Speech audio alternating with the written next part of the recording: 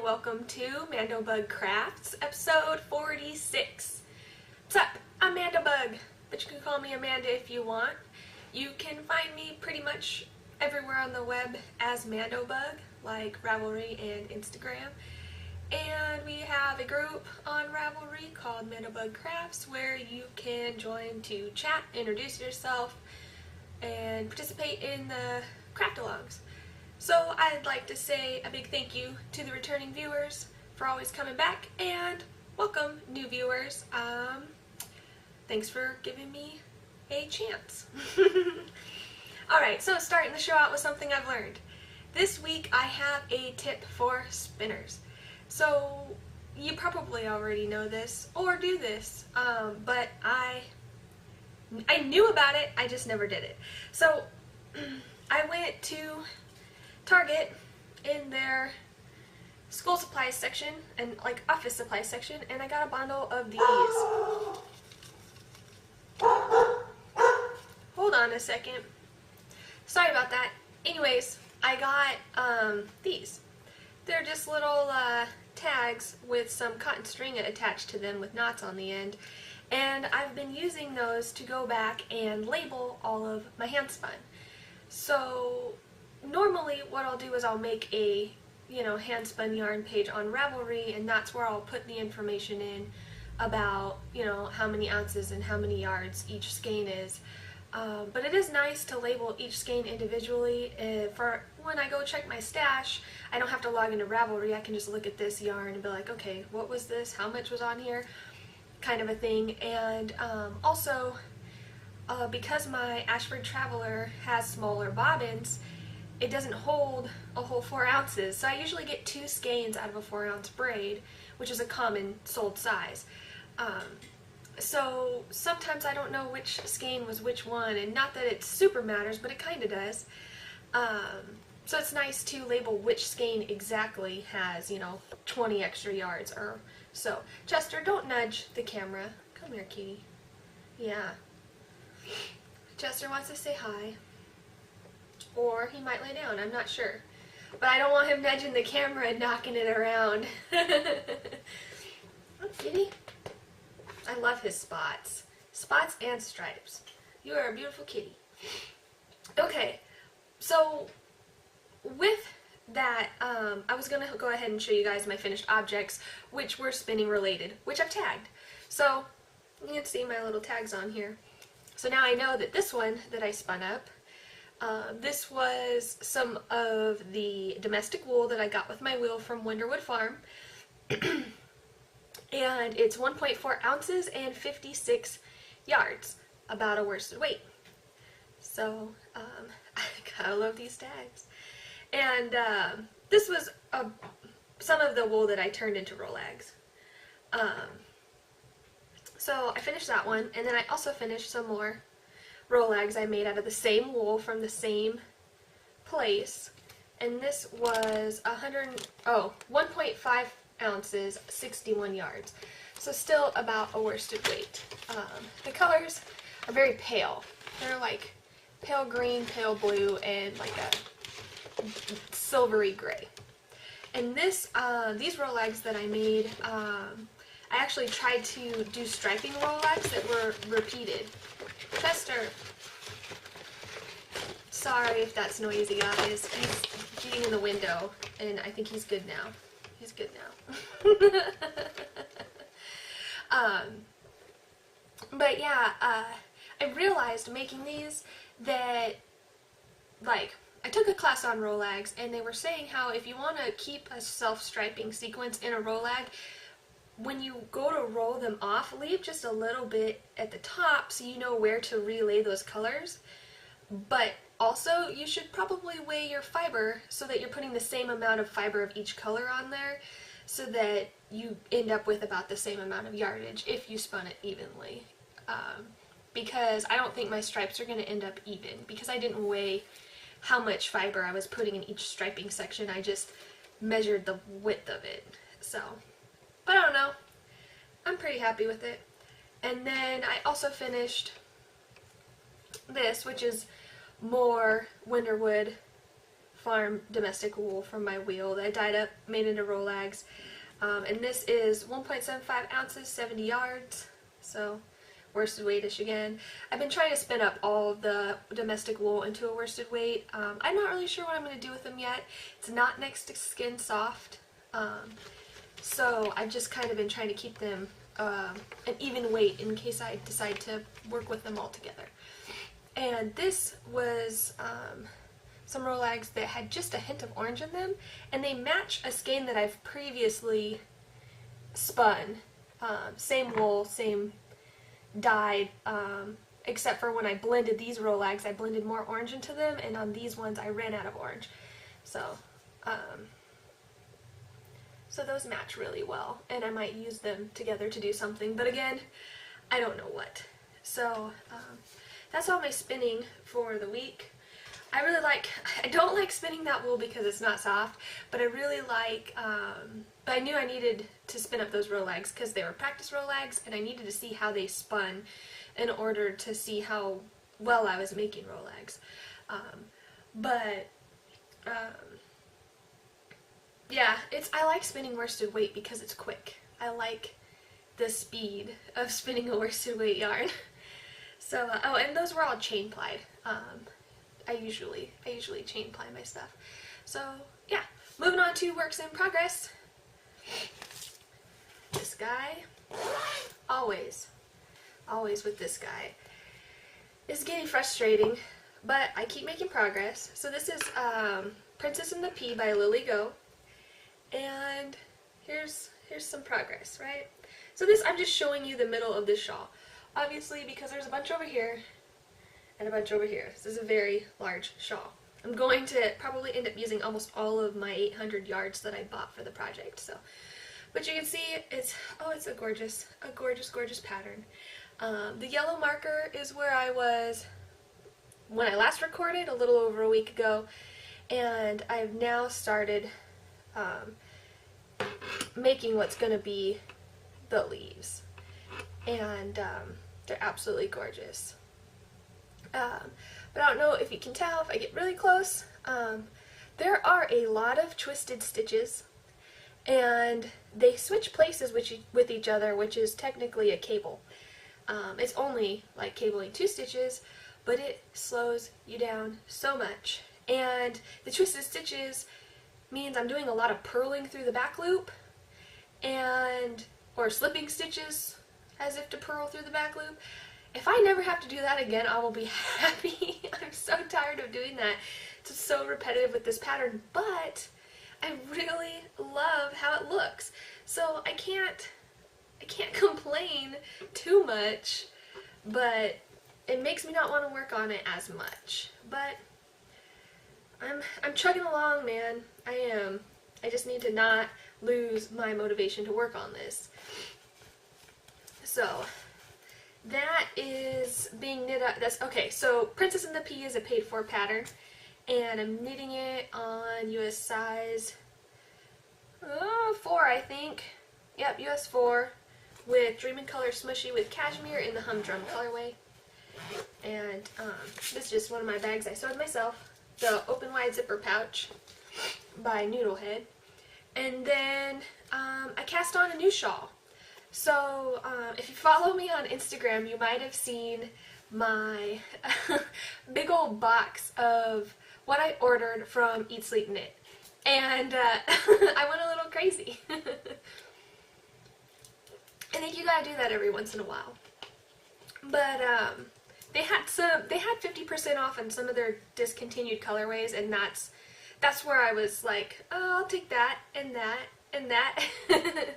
But I bought this yarn specifically for this shawl. So this yarn is Malabrigo Sock in the, here it is, Tiziano Red colorway. Where's it? Yeah. Focus? No? Yes. And it's this gorgeous red maroon color. And it's exactly what color I thought of when I saw the shawl pattern. So this pattern is called Follow the Yellow Brick Road by Holly Dapp, and it's a paid for pattern, and It's funny because she knit it out of yellow and it's Follow the Yellow Brick Road. But for some reason, I think I just wanted the brick part. The traditional brick. So, I've cast it on and started knitting up the pattern. And you can see the brick I think you can see it at least, the brick pattern that she's talking about in her pattern name. And Chester's getting in the window again. Sorry. But, yeah, it's a nice knit. I like the knitting and purling to kind of break up the monotony of a repeating pattern. And, you know, the one thing I think I had a little bit of pregnancy brain when I was knitting this, because you do establishing rows and then she says, you know, repeat the established pattern until you have so many stitches on your needle or a multiple of this. And I kept looking at the pattern, looking at my knitting, and I was not getting what the established pattern was. Or maybe more or less it was how to incorporate the increases, and I was like, oh my goodness, I'm not getting it. After about 20 or 30 minutes, I finally tried to do a pattern repeat on my own, and it looked kind of right, so I did another one, and then I posted on Instagram tagging Holly going, is this right? And she said it was, so I guess I figured it out at the end of the day. But that did trip me up for a little bit, but I really like this gauge with this yarn. It's a US size 6 with this fingering weight yarn, and it's just so soft and lofty. And I'm realizing I've knit a shawl in the past out of some sock yarn on way too tight of needles. I pulled it out the other day to put it on, and I'm like, this is so tight, and it has no drape. And I just was too much of a newbie when I knit it to know that, you know, sometimes you want it, like, I don't know how well you guys can see, but it's kind of see-through. But it's mostly solid, and it makes for a great drape. So, I'm really enjoying this pattern. And then that takes me to some new spinning. So, I'll go ahead and show you the spinning first. I'm trying to figure out how I want to tell you guys about this. This is about, it's just shy of an ounce of some Rolags from Knitty and Color, and they are a Merino BFL, oh man, I have the card, Merino BFL and Firestar and Silk blend, and it's very, very nice fiber, and I'm trying to spin it up into a 2-ply lace weight. And you can see that sparkle in there. I absolutely love it. And I don't remember if I mentioned that these are in the pumpkin spice colorway. So let me rewind a little bit.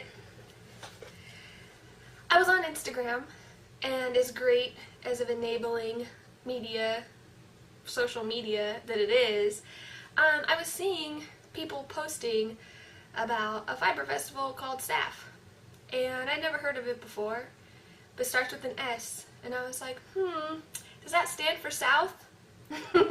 I'm in the South, where is this? So I followed, you know, the tags back, and sure enough, this is a fiber festival in Asheville, North Carolina, and SAF stands for Southeastern Animal Fiber Fair. And I went. It was so much fun. This was like my first big fiber festival that I've ever been to, and it was extremely overwhelming. It was a lot to take in.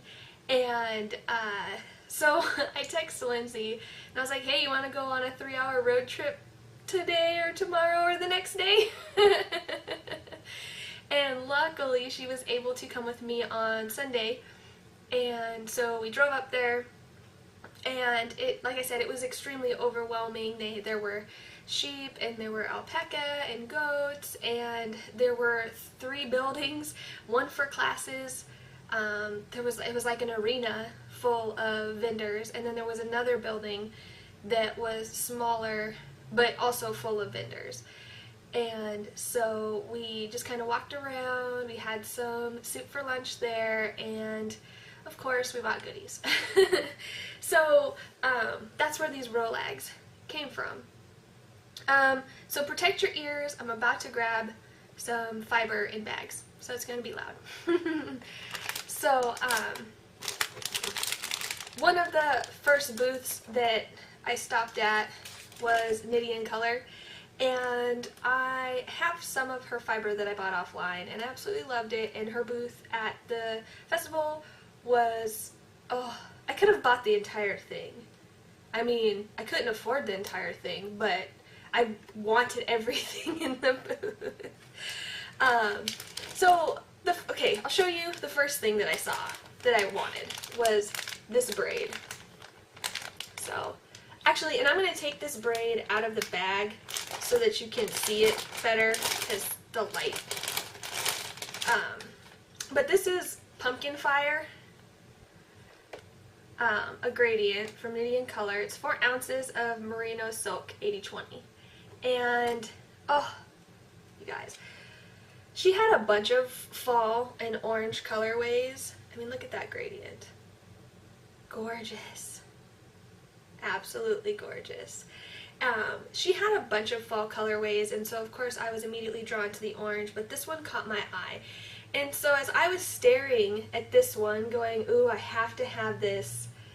What is it? You know, how many ounces? And what's the base? And Lindsay's crouched in the corner in the booth going, Amanda, come here. So I walk over and she's got this like wall of Rolags hanging up, and that's when I found these guys. And she had a bunch of colors set up, and these bags are 4 Rolags, and most of them are a little over an ounce. And I felt bad because I saw these pumpkin spice ones, and there were 3 bags.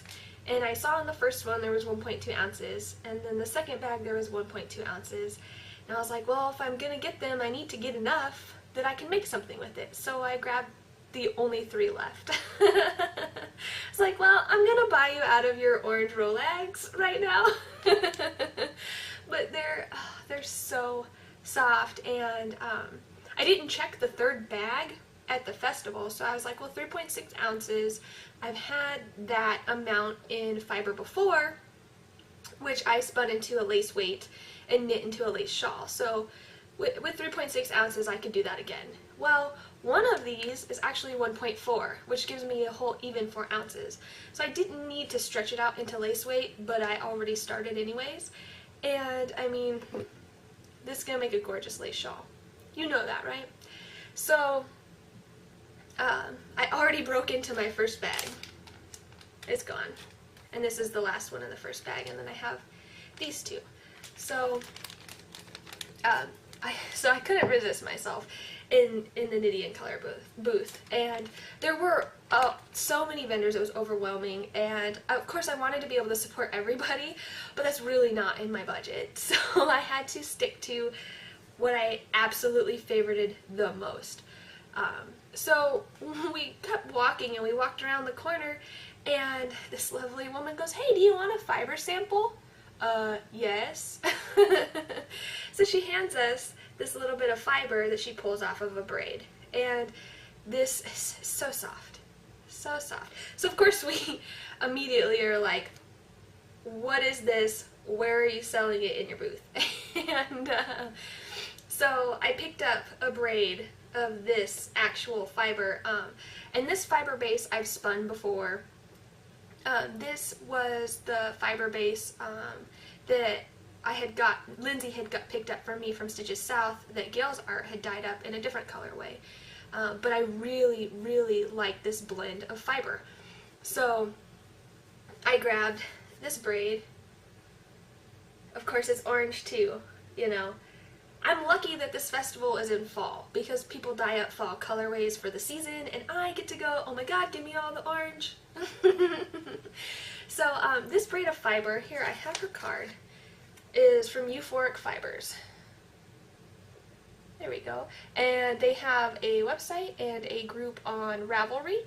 And I went to the website, and it doesn't seem like they post too much for sale online. They do have an Etsy store. I'll link to all of that in the show notes. But this booth was also really tempting to spend so much money there. I was very proud of myself to only walk away with one braid.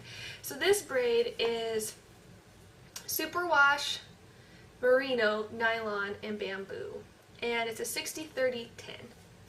This is awesome. So now I'm thinking this might not be the same base as the Gills art that I spun, because I think there was silk in that one and it wasn't superwash. This one has nylon instead. But still, it reminds me of the other one, which I loved so much. And so does it have it doesn't have a colorway, but it's absolutely gorgeous. But she also had in her booth a merino tencel blend that she had amazing hand spun, hand knits on display, which was, oh my goodness. And she had, you know, of course, hand spun of her own yarn or fiber, so you could see like this was this braid spun up like this in a 3-ply, chain ply or whatever. But she had this giant circular shawl. I mean, it was huge. And I was like, because she also had some yarn for sale, and I was like, oh, so what yarn did you make that out of? And she points to the fiber, and I was like, no way. She's like, yeah, it took 4 braids, so of course that's a pound of fiber that she spun and knit into this giant circular lace shawl with beads in it. It was absolutely gorgeous. It was like an orange colorway with more brown in it, so it was like a brownie orange. It's perfect for fall. Oh, it was absolutely gorgeous. And that was out of her merino tencel, I believe, because that's why I wanted to grab a braid of that, because it was shinier. It was really pretty. And then she also had like cashmere roving. She had it in orange too, and I was able to walk away from that. And she had some dyed cotton, and she just had a great booth, and I'm really happy with what I came away with and very excited to spin this up. But overall, I had a great experience at SAF. I'm really glad Lindsay could come with me, because if she couldn't, I probably would have drugged my husband up there or gone by myself, which isn't as much fun either. But, yeah. So, my show notes. Moving on to check it out. So, for check it out this week, excuse me, I wanted to share about a knit-along that I'm going to be joining in. So this knit-along is being put on by Eternity Ranch, and so Eternity Ranch is the dyer, and then Penny from Knit by Bit Designs is the designer, and they got together, and Eternity Ranch dyed up this gorgeous colorway that Penny then designed into a gorgeous shawl. So I'll go ahead and insert pictures of it here so you guys can see what I'm talking about.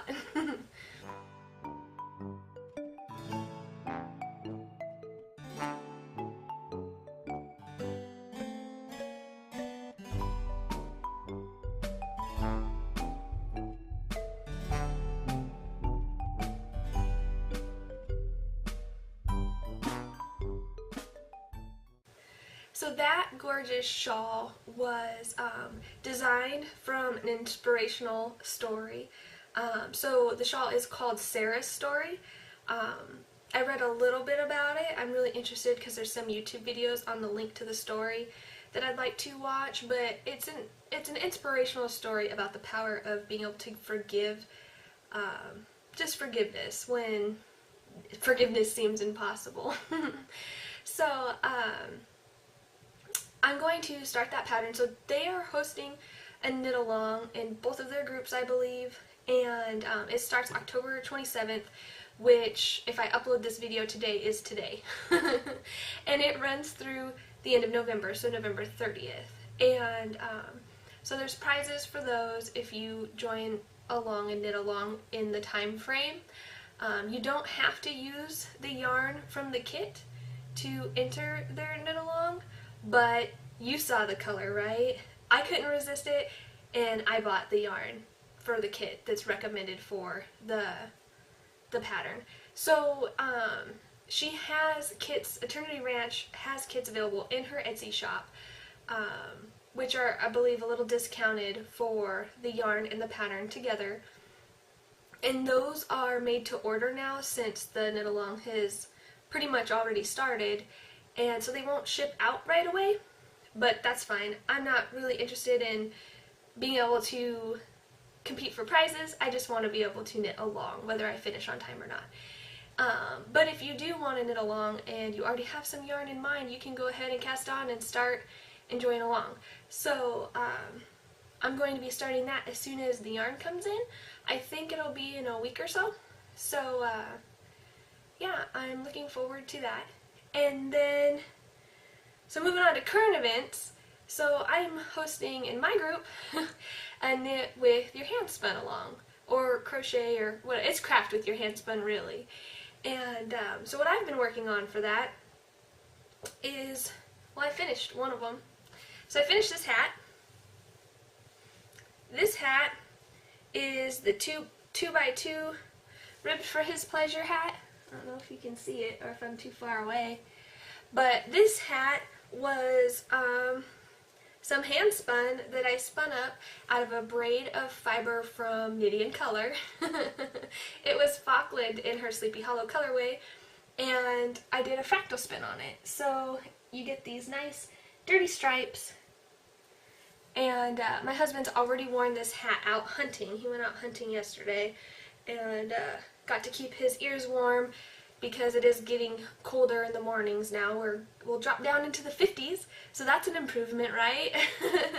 So he wore this hat out and he absolutely loves it. I absolutely love it.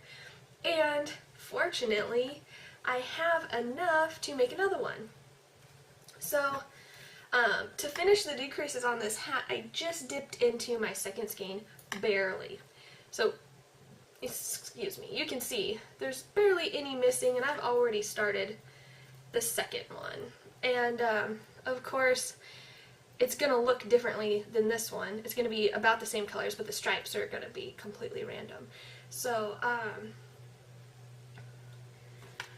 one thing I was going to say about this, so this pattern is a free pattern, and the decreases are kind of funky in it. So for the top, gonna brush out my crazy hair. So these decreases that are actually on here are modified. So a Ravelry user named Millie has some specifications that she changed on her project page, and a lot of people followed those to get decreases that aren't super pointy like the original pattern, and so that's what I did. I followed her instructions for decreases, and so it still kind of comes to a little bit of a point, but the way the original pattern's written is it's like a really tall, like it's like a cone. So I like this a lot better. One thing I didn't mention about this hat is it's got a special MandoBug feature in it. So it's a knit to, purl to pattern, but if you look right there, I know you knitters see it. This is not a purl to, this is purl 4, because that's where I started the pattern. I obviously did not cast on the correct number of stitches, and I ended up starting with a purl 2 and ending with a purl 2. So I have a purl 4 together. But I was correct in knowing that it wouldn't make that much of a difference. So, you know, as long as there aren't any other knitters checking it out, no one will know. But because my stitch count was off, it made the crown decreases a little off. The pattern has like this cool spiraling decrease thing, but because my count was off, I just kind of made some of it up because my numbers were off. But the second hat, I actually cast on the correct number of stitches. No MandoBug feature in this one. So I'm interested to see if it ended up being more or less stitches than the first hat that I knit. So hopefully I don't run out of yarn. I don't think I'm going to have enough yarn to be able to fold up the brim on this hat. So I'll probably have to start the decreases sooner than I did on the first one. But that's fine. My husband said he takes back what he said. He's not really a fan of it rolling up at the brim. So he wants this one. And he wants it shorter. So that's fine. I like the rolled up brim. So this one's mine. So yeah, that's all I've been working on for knitting with my hand spun. And then also for current events, I have been working on the 2014 Sampler Mystery Knit Along by Maria Segueras. This is a paid for pattern that I started in January, and so I don't talk about it all the time because it's a very slow knitting project. The idea is to knit squares to improve upon your knitting skills, to take you from beginner to, you know, more of a beginner or intermediate. So really, any knitter can knit this pattern. And you get a square pattern every 2 weeks. So you get plenty of time to be able to make your square. And if you only knit each square once, you'll end up with a baby blanket. So some people are knitting each square twice and getting a larger size blanket or more. So I am almost knitting each square once, but I want it a little larger because I'm making it into a rainbow. So instead of a 5x5 blanket, I'm going to do a 6x6. So all those extra squares need to be repeated. I haven't repeated any of the patterns yet because I want to see which patterns I want to repeat because each block is a mystery. So if you are working on this and you don't want to be spoiled, even though these are older squares, you may want to skip ahead a little bit, but I'm not caught up through the most recent clue, so you may not need to. But last time I showed you guys, I was still working on yellow. So I did this square, and I'm going to show it to you up close, but I really hope it doesn't white balance. So I'm not going to let it... Okay, it did it. That's good. I'm not going to let it stay there for too long. We just kind of get a glimpse at it. But I really liked this pattern. We've started onto the lace techniques, and so there's some slipped stitches that are passed over and yarn overs, and I really like the circular look to this. And it's interesting because this pattern almost is what's in my Princess and the Pea shawl, but it's done completely differently. So it's cool to kind of see different ways that you can do almost the same looking pattern. Oh, and I didn't mention this, I've been knitting this blanket out of Blue Skies alpaca worsted cotton. It's an organic cotton. It's really nice. So then this, of course, because we're going into the lace, this is just a very mesh square. I don't know how happy I am about this being in the blanket because there are a lot of holes in it. No! But it will still be warm, I think. Since I am making a baby blanket, I'm thinking of like little fingers and toes getting caught in this square, so oh well, it's only one square, so hopefully it won't be a big deal. And then I also knit this square, which was the last yellow square. So just another simple lace design. Don't white balance, don't you do it. But yeah, I think it turned out really cute and I'm happy with it. And I have now started on to the green row, the green color. And this square was really weird. I'm not really a fan of this square. I mean, can you really see what is in it? I know you can see that it kind of has 3 lines. It was a double wrapped knit that when you went back on the wrong side, you purl the first wrap and then you drop the other one. And when I did it, I've never done that before, and I expected it to have a bigger drastic change, but it doesn't really. I mean, the stitch is bigger, but I expected it to be more drastic. But I guess it gives you some slight texture. And then I've started another square because I am a little behind. We've started cables now. So this is a little bit of progress I've gotten on this square. I believe after this square, I am 2 squares behind. So there's one more square and then the most current square that just came out. So I'm not too far behind, and these squares only take, I mean, depending on the pattern, usually not more, anywhere between 3 hours and 6 hours. For me. I'm not a fast knitter. But, so, I mean, that could be, you know, just a couple days worth of work to catch up. And then I want to start seaming them together and then start picking out which colors I need to repeat, because there's only 4 more clues left, and that means that most of my blue rows, most of my blue row is going to be repeated, which I didn't realize. I knew all of my purple row was going to be repeats, but I didn't know that most of my blue would be too. And this pattern is set to finish in the end of December, which is perfect because that's when Emily is going to be here. So I do want to finish it on time. So finally, for current events, I have been stitching on the Clouds Factory Wacky Witches in Stitches Halloween sampler, which the final clue came out not today, but last Monday, and so a lot of people are finishing their projects on Instagram, and while I'm just really starting mine.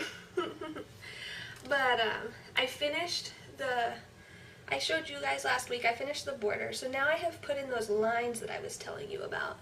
The line across, and the squiggly line, and the little bursty designs, and I've started, well, I've almost finished the first block. You can see it's the little pumpkin witch and what looks like a little Dracula guy and a black cat waiting at a bus stop. It's almost finished because you can see that the vampire is sitting on a gold, what looks like a rope, but I think it's a bench. He's sitting on it and it's not quite under the witch yet. So once I finish that block will be complete. And then I can move to the second block. But I'm really enjoying this pattern. It's not going to be done by Halloween, not even close. But, I mean, if you've gotten to know me well at all, Halloween is a year-long thing for me, so. It was funny because I have a jack-o'-lantern t-shirt that I like to wear year-round, and I realized when I wore it the other day that I'm like, whoa, I'm actually wearing it in October. Like, that is a rare occasion because I wear it year-round, so most of the time when I'm wearing it, it's not the appropriate month. But, so, moving on to upcoming events, I don't really have anything, but this is where I'm going to go ahead and add my baby bump update. So, if you're interested, I just am a day or two shy of 31 weeks. So, I'm getting to the end, guys. And of course, I got my Rob Zombie shirt on. It's very Halloween appropriate. But woo, look at that. Try to outline it for you guys. She is growing up a storm. And it's weird because I don't feel as big as I am. I don't feel this big. I feel like my normal size. I feel like my normal self just, and then I look down and I'm like, oh yeah, my stomach's big. But like, I've been getting these surges of energy, and like I don't feel like I sleep very much at night. I have very high energy throughout the day. I snack a lot, and I think that helps. Like, I don't eat big meals. It really upsets my stomach when I do, so I just have like, oh, a yogurt, oh, a banana, some veggies, you know. Dinner is probably my biggest meal of the day.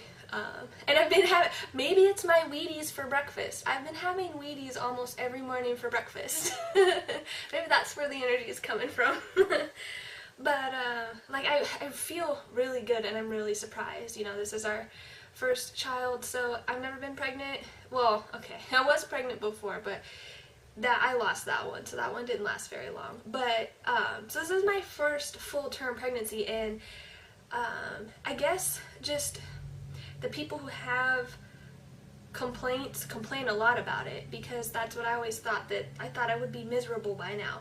But I'm very happy to say that I'm not.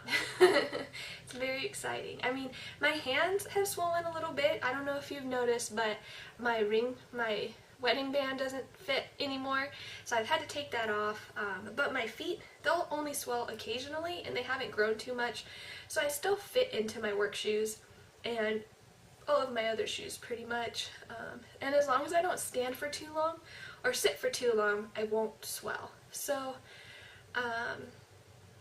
I don't know, everything's going really well. I don't have to go back to the doctor for like another 3 or 4 weeks because everything is going so well. So yeah, it's the baby update. She's getting really strong, and some of her movements are really surprising me now, because like, especially when I craft or knit, sometimes I'll rest my hands on my belly and I'll just feel a little hand or a foot just kind of push along where my arms are resting, and I'm like, oh hey, what's up in there? But yeah, that's all I got for you guys.